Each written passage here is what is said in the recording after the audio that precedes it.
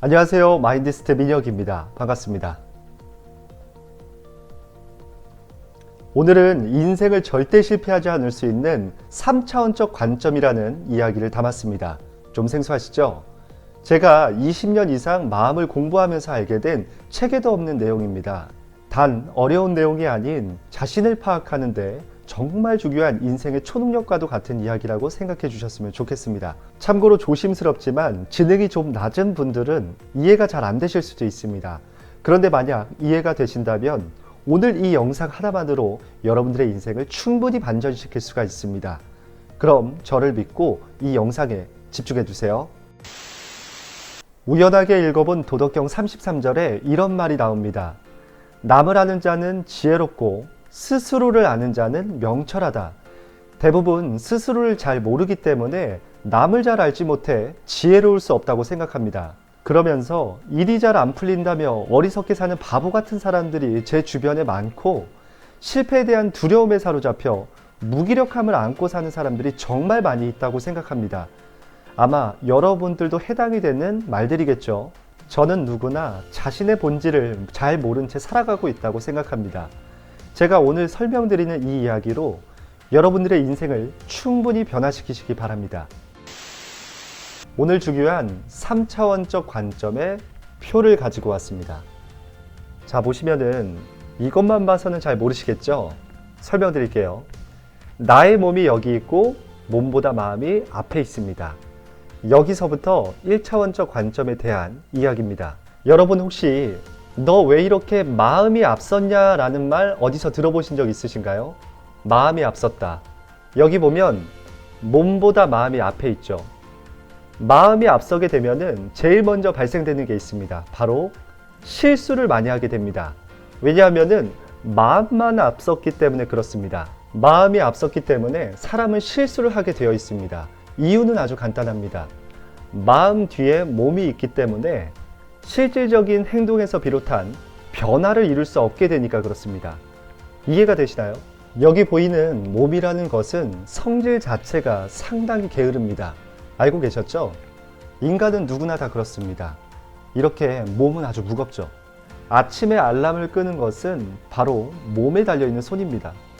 그러면서 마음은 그때 순간 이렇게 말합니다. 아, 일어나야 하는데, 뭐 중요하게 할 게 있는데. 몸도 같이 말합니다. 아, 조금만 더 자자.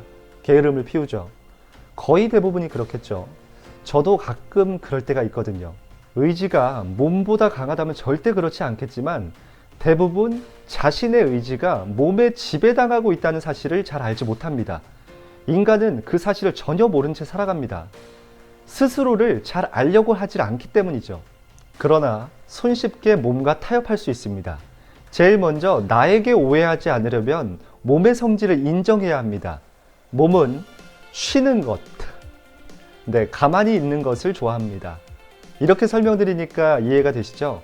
그리고 몸이 제일 싫어하는 것은 바로 운동입니다. 그런데 우리의 의지는 이 몸을 예쁘고 건강하게 만들고 싶어 합니다. 그렇죠? 그건 오로지 의지의 마음이 강했을 때 실천될 수 있는 결과물이겠죠. 자, 그러면 의지가 몸을 지배한 상태는 과연 어떤 상황일지 제가 이번엔 2차원적인 관점으로 설명을 드리겠습니다. 지금부터가 중요합니다. 잘 들어주세요. 여기 보면 몸보다 마음이 뒤에가 있죠. 이 상황을 좀 더 쉽게 다른 예시로 설명을 드려볼게요.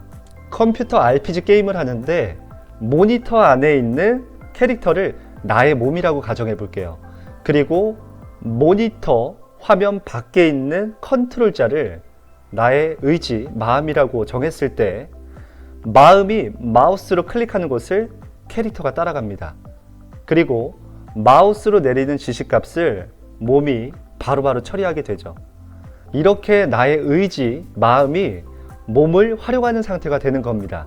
그래서 마음이 앞서 있지 않고 몸보다 뒤에가 있기 때문에 마음이 몸을 올라타고 달릴 수 있게 되죠. 바로 행동할 수 있는 추진력을 얻게 된다는 말입니다. 끝으로 마지막 3차원적인 관점은 마음 뒤에 또 다른 마음이 있어 몸을 더 정확하게 활용하는 단계입니다. 실패하는 확률을 아예 없애게 되는 거죠. 얼마나 섬세하게 몸을 컨트롤하면 완전한 3인칭으로 세상을 살아가게 되는 걸까요?